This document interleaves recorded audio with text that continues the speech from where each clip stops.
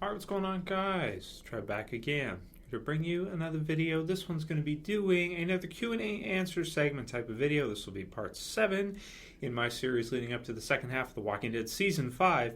And in this one, the first question we're going to focus on is, what do I think? People have been asking me what I think about Robert Kirkman's statement. I'll put the link in the description, that he regrets the Season 1 CDC Jenner finale.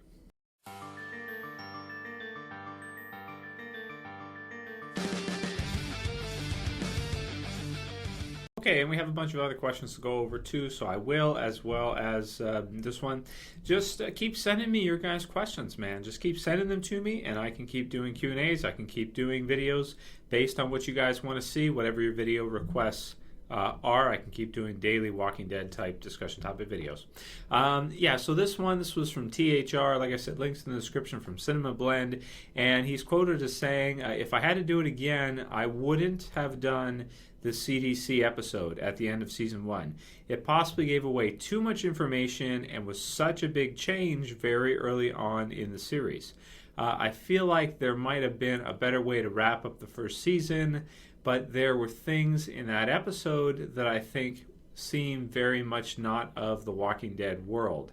And then afterwards it says, I've been careful in the comic series to not say what's happening in other parts of the world. It's something that's got to be fun to explore in the spin-off series.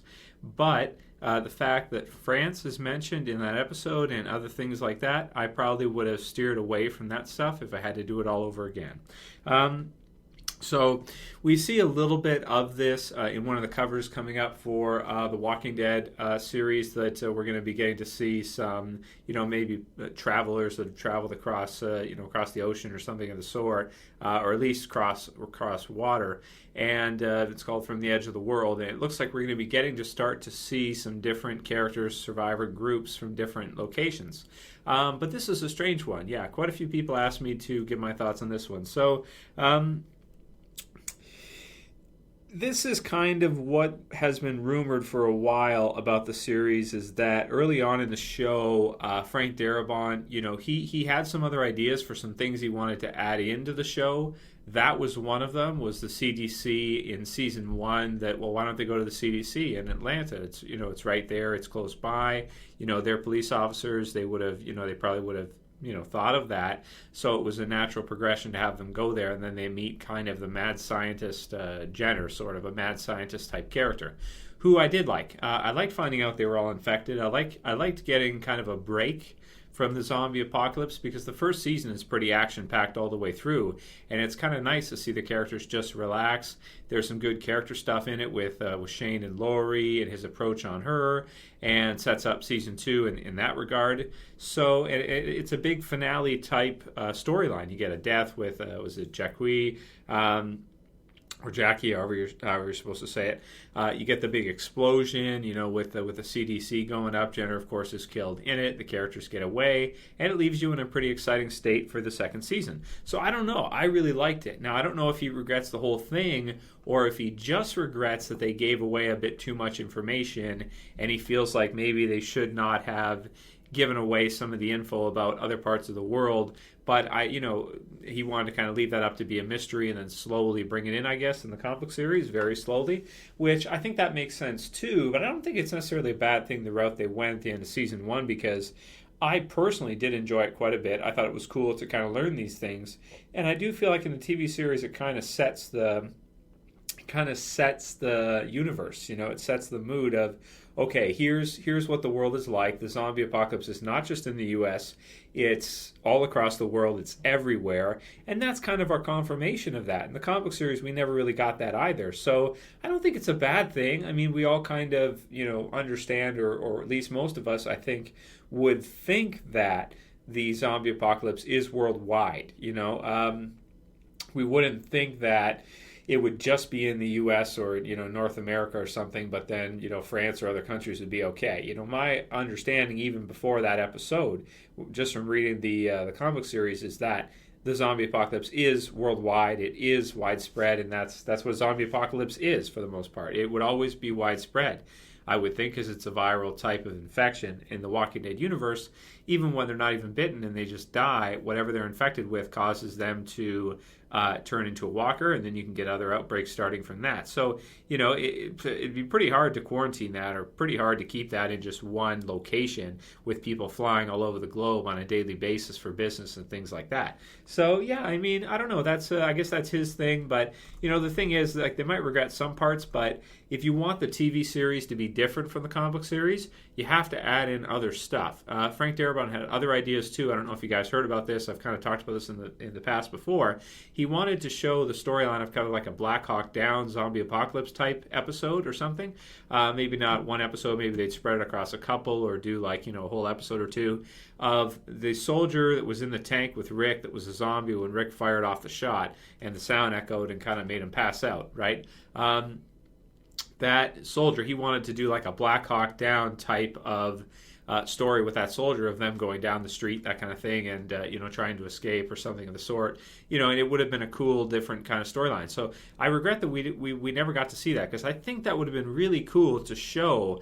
It reminds me sort of Breaking Bad, where you have like a out of chronological order part that kind of leads up to a sequence, and then it kind of it's shown afterwards, but it leads up to it, and then you kind of understand when he's a zombie and he wakes up and sees Rick. I just think it would have been a cool little thing, either maybe to do like a webisode with, or a legit episode, but I guess in terms of budget it might have been too expensive. So that's unfortunate that we never got to see some other stuff like that. But the more stuff they can add on to the TV series, I think the better it's going to be overall when it's good quality. And I did like the CDC, so that's just my opinion on that. It might be a bit different from a lot of the other stuff we've had in the Walking Dead series, but it's not bad to get a little bit of different here and there, rather than, finale, big character death. This happens, big character death. That happens, big character death. It's cool to kind of get a little bit of variety in there with some, learning about the zombie apocalypse world, seeing different locations. I personally don't think it's a bad thing. I thought the season 1 finale was pretty good. He might have wanted to do it at a different time, maybe do it like season 3 or something instead. I can see that, because then they could kind of give you a break there. But I thought it was a pretty cool, different little thing that we've never really had anything like again. So yeah, those are my thoughts on that part. Let me know what you guys think about it. Did you like the CDC in season 1? It's certainly different, so I think for that reason it's cool to get a little bit of a mix here and there. It's not a bad thing. In my opinion. Let me know what your guys' opinion is. Write it in the comments below. So going on from there, let's go through some of your guys' questions, and if you have any others, private message them to me, and maybe I can do another one in a couple days or a day or two. So this one's from Linda Phillips, and she says, do you think we'll ever find out for sure if Judith is Rick's baby or Shane's? Now, this is something, again, I've touched on quite a bit over the years, in the videos and that kind of thing. And, should I say spoiler warning? Well, not really spoiler warning, but my understanding is that in the comic book series, the baby is Shane's. That's my understanding. In the television series, it could go a different route, because the timeline is not exactly the same. But we did see the scene with Shane and Laurie in the woods, that kind of thing. We do know they were romantically involved prior, and Rick had gotten back, and then, pretty quickly after Rick had gotten back, they had found out that, that Laurie was pregnant. So the TV series version, it's kind of interpret it as you will. I've heard both sides of arguments. I've done videos about it in the past before. You can search the channel if you like, father of, just type in like the channel search, the, father of Judith, that kind of thing. You can see me break down and give my thoughts. But the comic book series version is Shane's. The TV series version may be Rick's, but we may never figure out for sure unless they tell us, unless Kirkman says outside of the series, hey, it's actually still Shane's, or it was Rick's. He got back. That's what happened, and then because the timeline works either way in the the TV series version. In fact, it maybe the timeline would tell you better that it's Rick's. But anyway, I've done a whole video on that. Search in the channel, you'll find it. Judith's father. I don't I don't think we'll ever find out absolutely for sure in the TV series version if it is Rick's or Shane's. Sorry to say, but comic book series, I would say pretty much for sure it's Shane's. This one's from Zestreaks, and he says, hey Trev, I got an idea for you to talk about in a video or Q&A. You should give your thoughts on how Daryl has grown morally over the seasons. Well, I could do a video like that. I could do an evolution of Daryl type video and give my thoughts on his evolution, because he is a really interesting character for the series, and he's one of the most evolved characters in The Walking Dead, like from the point where he starts to where he's at now. If we can see him in some kind of serious relationship with Carol, something of the sort, then that just pushes it even further. But he has had a lot of concentration over the course of the series, and I could do something like that. If you guys want to see that, either private message me or write it in the comments below. Next one's from TomatQking, and he says, "Hi Trev, was wondering if you could give me your thoughts on what you think would happen if they killed off Daryl Dixon next from the characters' prospective and the fans' perspective. Or perspective, I think he means. I read an interesting article where Kirkman said no one's safe and there was a chance Daryl could die in this season once the break is over. Your thoughts, please." Well, people have been saying that for years. Quite a few years now, maybe 3 years or so, I would say. And even though, Kirkman says nobody's really safe, I don't feel as comfortable, with like a series like, for example, Game of Thrones versus The Walking Dead. With The Walking Dead, after season 3, I really did feel like nobody was safe. When season 3 ended, I was like, yeah, nobody's safe for sure. With the Walking Dead television series, I kind of feel like characters are, to a point, at this time. I hope that changes. I hope we get a death coming up in the next season or two, like season 6, that's totally unexpected and kind of out of nowhere. Would it be Daryl? I hope not. I hope not. I hope that Daryl is one of those that's kind of safe, because I want to see him survive for a very long time. Because we've lost Shane, because we lost Merle, a lot of earlier characters that were really awesome, it's nice to still have a character like Daryl that is super badass, really awesome to see, and is still around.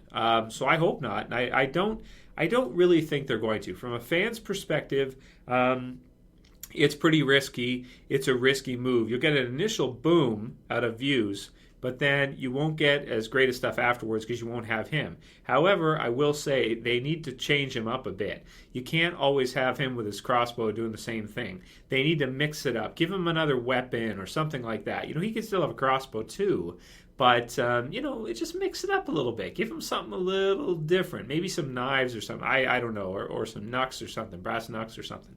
Those are fun to see. I always liked brass knuckles. I used to have a pair, actually. They're illegal, by the way. but I never used them. I swear to God, I never used them. Just something cool like that, like some kind of unique weapon to him in addition to the crossbow, because we've seen that enough. And for just, ass kickery, we need to see him get something else, something different. From a character's perspective, he's one of the toughest survivors in the group. He's like sort of like Rick's second. So, it's not the most realistic to have him be killed off either, unless it's by another surviving group of characters. But even then, a lot of other characters that are in the group, like Tyrese or others, it's more realistic that one of them would get killed off before Daryl, because he's really tough, right? So those are kind of what I think about. I don't see Daryl dying anytime soon. I think he's pretty much safe now. I would say he's safe. So that's me.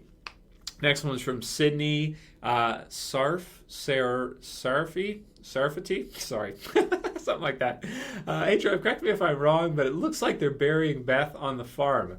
Why do people keep telling me this? I don't know why. I keep getting messages like this. Trev, they're burying Beth on the farm. But how do you know that? Unless I haven't seen some kind of spoiler pictures that are out there. But I haven't seen that. I haven't seen anything to make it look like that. In the promo and the sneak peek, to me, it doesn't really look like it's the farm. I don't see anything that looks like the farm. So I don't know. I mean, I would like to see that. But then again, Herschel's at the prison, so I don't know what they're going to do with that. But I hope, I hope we'll see, the farm or the prison or just some cool place that they've been at prior that would mean, something sentimentally in terms of where they're at. Because they really have nowhere to go anyway right now, right? So, yeah, why not? Next one's from Juggernog Gaming. Nice.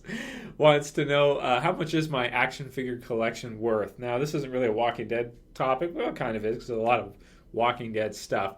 I don't really feel comfortable just telling you how much, in terms of value out there. It's kind of dangerous to tell people how much money you have or these kind of things. It's not, and also it's showy, it's show offy. And I'm not a show off. I don't do that. So my answer to you is way too much. It's unhealthy. It's worth way too much, and I need to cut down. I need to shrink it. I have too much stuff. People have been asking me, Trevor, are you going to review the Walking Dead prison set and the building set and that kind of stuff? Here in Canada, figure reviews and stuff. I used to have my first channel. I wanted to do like figure reviews mostly, but we just don't get stuff in Canada. Like, it is so hard. It costs a lot of money. We got to pay duty, and it's just a pain to get stuff in Canada. It takes forever, and so I'm still looking for a good price on the prison building set. Maybe get a couple of them for the backdrop would be cool. But yeah, like I said, the collection is already far too big, and I need to shrink it down. I just have too much stuff. It gets to a point over like 7 to 8 years of buying stuff, you just have too much stuff. So so it's worth too much, and I'm not going to tell you exactly how much.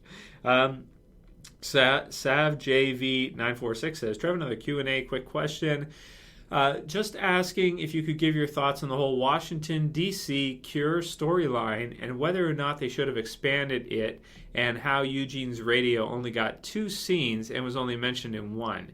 Did they just forget? Thanks, Trev, and keep up the great work. Well, they only have so much time to show so much, right?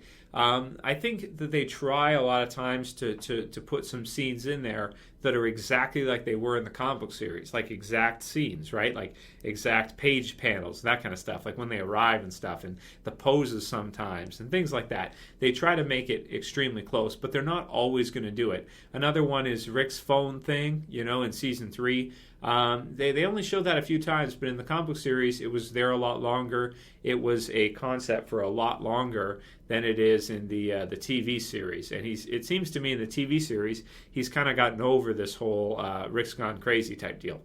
It's kind of been reset. It's like no, he's just really dangerous and badass now. He's not crazy anymore. I mean, yeah, not really crazy,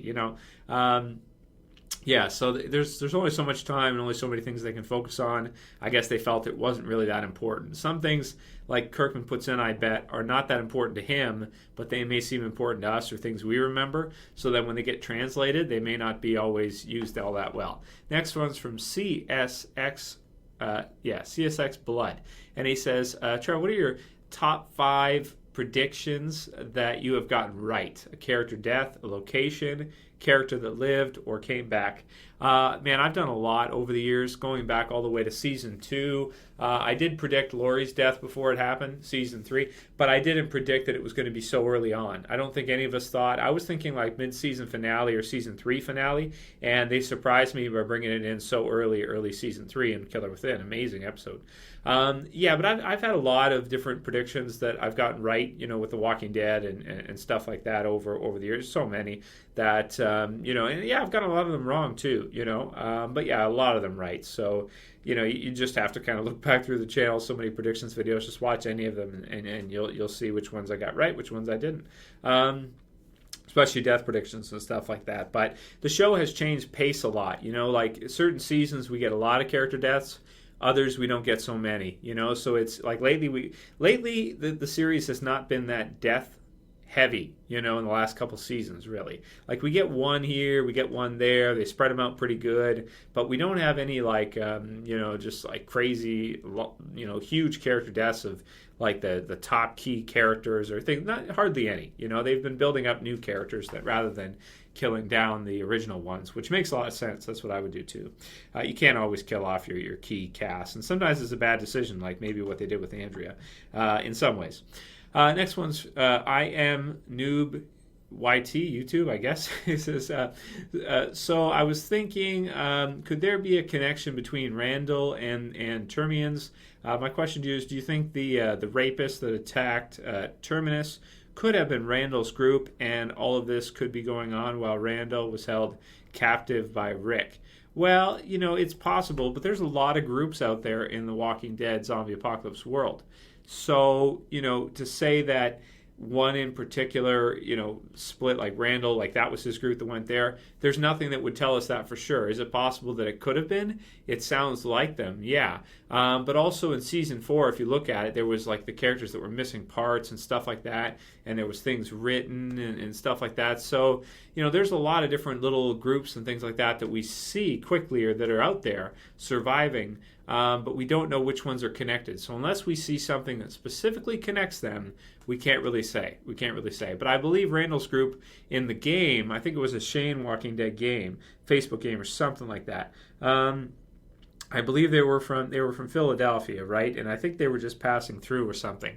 So none of the other characters we know may have actually been from Randall's group.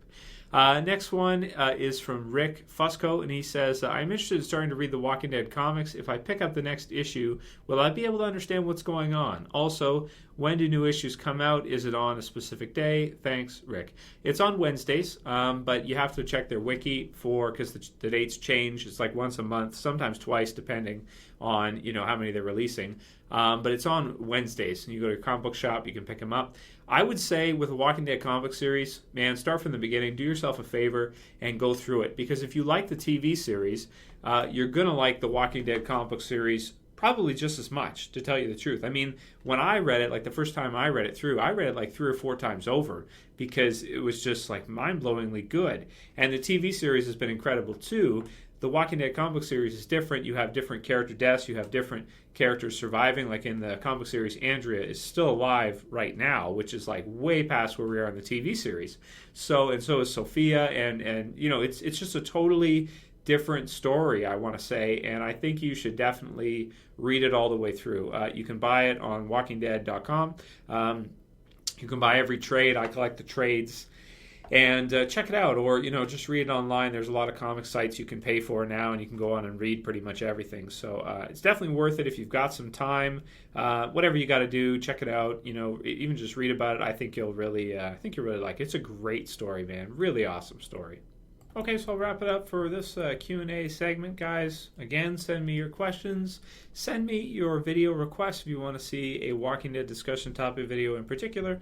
Send it to me, or anything else. It doesn't have to be Walking Dead. I can do other stuff as well, too. It's just I like the Walking Dead so much that I feel motivated to do pretty much videos all the time. This is how much I love the series. Anyway, if you guys like the video, please thumb it up below. If you want to help support the channel, please share it. Please favorite it. And that's it for this one, guys. See you for the next one, maybe tomorrow or the day after. As always, this is Trev. Same peace.